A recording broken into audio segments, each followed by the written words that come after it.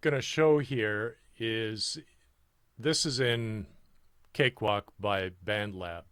So what I'm showing is how to set up Addictive Drums 2, if you have it,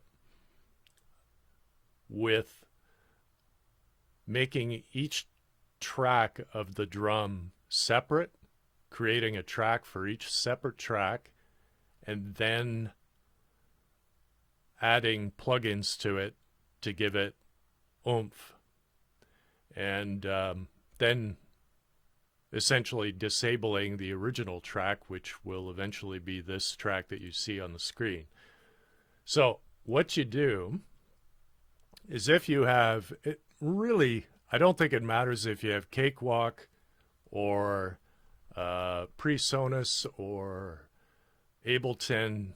Doesn't matter what you have. Pro Tools, it's probably the same process. But what you want to do is in Cakewalk, it's the synth rack, so you can go view, synth rack view, and that'll bring up this column to the right, and you pick the one that is the main drums. I have 3 different drum aspects for this song, different tracks here. I always do this. I have one for the basic original drum beat, the core drum beats, and then I have one for variation, and then another for crash.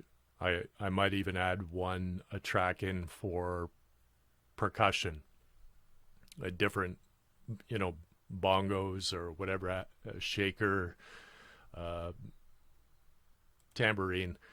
So you open up the one that you have your basic drum beat on. So I always hit mute just to see, as you can see over on the right, it makes it mute over here, just so you know which one you're on. Double click it.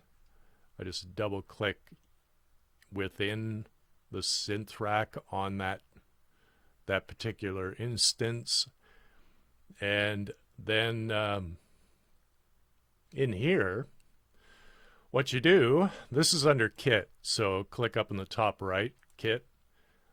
What I generally do is, the vast majority of the beats are 4 items, 4 pieces. They'd be kick, snare, hi-hat, and ride. Those are generally, in this scenario, those are the ones that matter to me. So I'm only doing this process 4 times. It's an enormous amount of work when you have to do the entire kit. And I try to just save time when I'm creating a tune, and I want to get a better sound for the drums, so I focus on the core aspects of the drums. For variations, I have this over to the left, the Addictive Drums 2 VAR variations. So that will go into the tom 1, 2, 3, 4. It might use, it's mostly those toms and a bit of variation with kick and bass, maybe a hi-hat, little trick somewhere. But I mix those differently, or I try to make it sound as close as I can to the individual tracks that I create in this process I'm about to show. So just make sure that the EQ is that's the big focus. So in here, I go over to, just a second, I'm just going to check and see if I'm actually recording. Okay, good. So I think I'm recording. Anyways, so you go over, say I'm going to start with the kick. First, before doing any of this, I make a note of my level that I have for my Addictive Drums 2.1 up here, track 1. Make note that it's at minus 2.9 dB. That's what I set it at to make it sound good. And I just keep that mark down or write it down or in memory, and then double click over the volume, make it 0, so that we have a proper recording, or excuse me, a proper level when downloading, bouncing this track. So we're going to be bouncing these 4 tracks. And so we're going to start with kick, and I just like doing that. And then just hit the S for solo. So you're ready to go on this. And then that's the only track that's going to be recorded. So your whole song will be bounced. We go over to above in the tabs above your project and go to tracks. Make sure only this Addictive Drums 2.1 track is selected, and then scroll down to bounce to tracks. So you don't want entire mix. Your source category will be tracks, and then you'll see in the source tracks it changes it to the track that you're focusing on. Channel format, you want to make that stereo because the Addictive Drums plugin is set in stereo. You can set individual drums to mono, whatever you like. There's all different ways of doing this, but I want the stereo pan that it provides, so I just stick with that. Anyways, I'm going to be panning them essentially to center. And then channel format stereo, dithering, you don't have to do anything, and essentially all of these have to be checked off. Mix enables. So I'm good to go. So I just click OK. You'll see up at the top mixing down audio, and then you just wait that out, and it's bouncing just the kick. So what we have down here is, if you just kind of scroll over, it's finished. As you can see, track 55, it's just kick.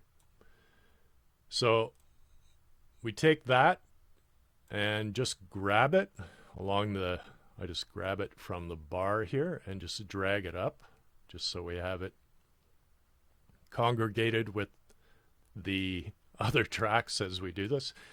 And for me, I created a bus for this specific purpose. Generally, shortcuts like pressing the D button will bring up your console view, and back, D again. So if I look at the D, I have 2 tracks for drums over on the right here, and drums 1 and 2.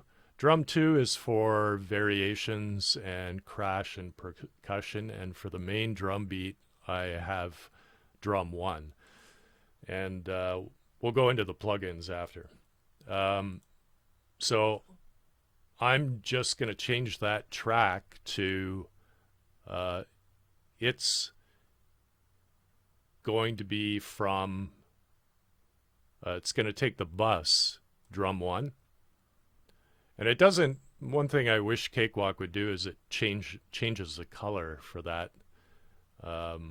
that track that you put to drum 1 after you've bounced, but it doesn't. It just keeps it dark gray like this.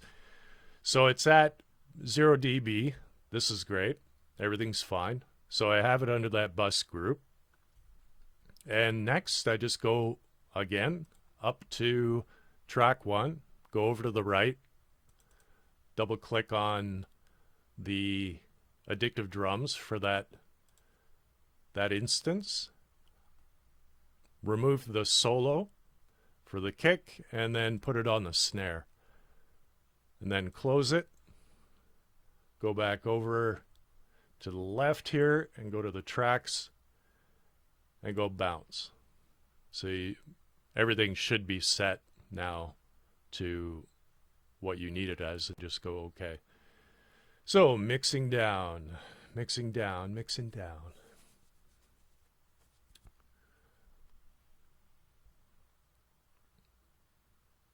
background music. Okay. So, and just taking a look, all snare. And then you can either set it down here, or when you drag it up to the top, I just set this to the bus drum 1 that I created previously.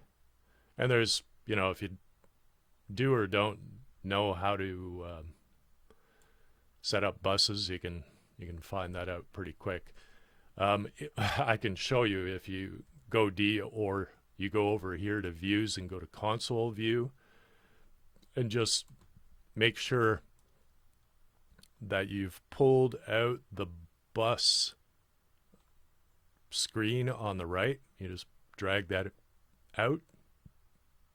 Then in the dark gray, just right click and insert stereo bus. There you go. So that's created. There, you can create from there. Now back to here, we have 2 tracks which are now under the drum 1 bus group, under that bus. And so then I can put specific plugins on that. Now we have, let me just do this now for the hell of it. For track 2, that was the kick. So I'm just gonna name this -kick. It's the best thing to do on track 3 here. Just gonna name that off -snare, just so you know. Save it. Go over to your synth rack, hit that soft synth for Addictive Drums again. Unsolo your snare, and then hit your hi-hat. Make sure you have the right, you should have your levels. You would have to know just how to tweak around in Addictive Drums too, which is a different animal. So under E, if you're doing any individual tweaks, you can do them in there, but that's another video. So close that, and then you're all set. Go back to tracks, bounce, everything's good, and then just you're going in, you're doing hi-hat, and just scroll back down, and then drag it up. There might be little things that I'm missing here, and then go to your output, and it's going to go output through your drum 1, or through my own bus that I'm creating, because as I mentioned before, just briefly, I have particular plugins on drum 1 bus and particular plugins on drum 2. So there. Now we just have one left. Excuse me. Track 4. Let's just rename that. I'm just going to go -HH for hi-hat. And then back over to your synth rack. Unmute the hi-hat. Unsolo it. And then solo your ride. This is just to get the idea. So then that's all set and ready to go. Tracks, bounce, track, stereo, everything's good. Hit the OK. There's not a lot of ride in. Well, there's ride in the choruses, but yeah, it took that long to render it. Drag it up. Go down, scroll down. Track 50, I'm dragging it up. And then I put it down here. And set the output to my drum bus, drum 1. And then just to keep everything oriented, this is renamed to ride. So ride There's a little bit here. You can't, it's got a faint transient here. So this is good. So now everything is drum one, drum one, drum one.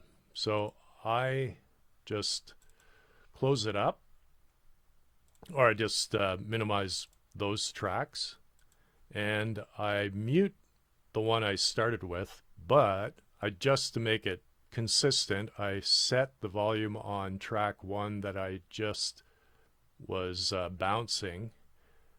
I set it back to 2.9 where it was. Then I mute, and I am then press D. Then I can go to my track view, and you can see all four of them. It's set to 0 dB on all of them. Then you can individually add plugins to each of these to make it your own sound. I have waves. I have a bunch of different plugins that I use. Let me just check the length of this video. 16 minutes. Okay, well, I'll do a quick one here. So I use Fab Filter. It's one of the tried and true, excellent EQ. So I hit that, I press Control, and then I click on that EQ that's on my bus. If you don't have it, you can just create it right on the track, but you can hit Control and just drag it over to that track that you want it on, and then hit Control again. And if I want to open up an instance of it, same scenario. Instead of using Control, I can go down and usually in Dynamics, and then I can go Fab Filter. Where's the Q?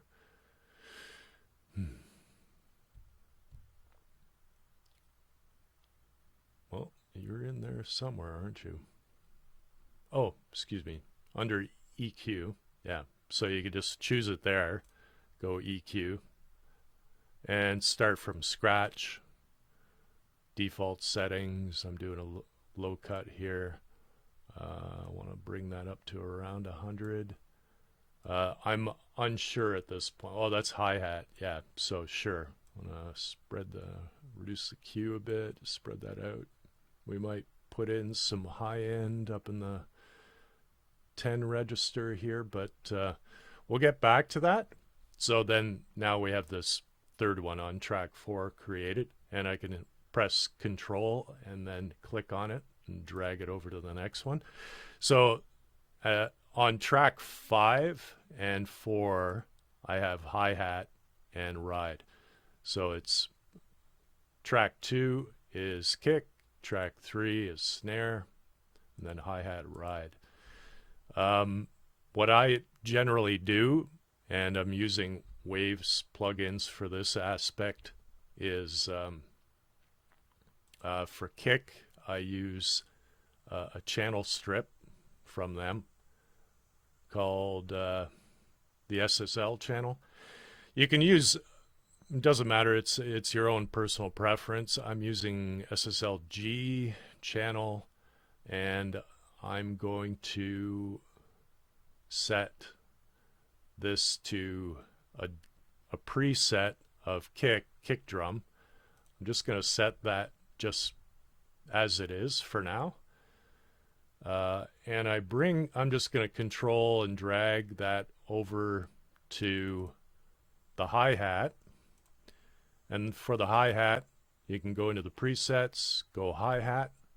And I find, and then I do a control drag and bring that over to the ride, because you want a bit more of the high end on those two tracks.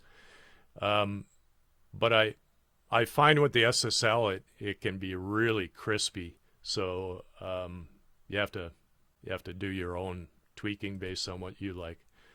For the snare, I use a Dynamics here. I use the DBX 160 stereo.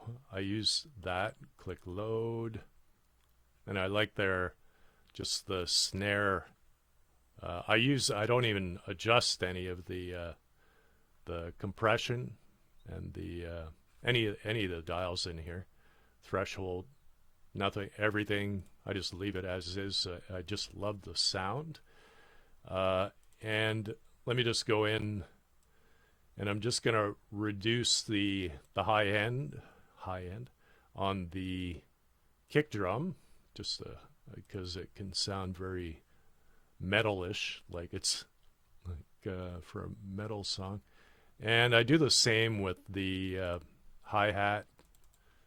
I bring down the bring these down to about 3 dB just for starters, and I just pull down the overall level just to make sure we're not gonna be super blasted.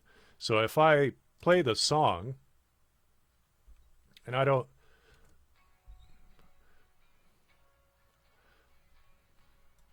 know if you can actually hear the song, but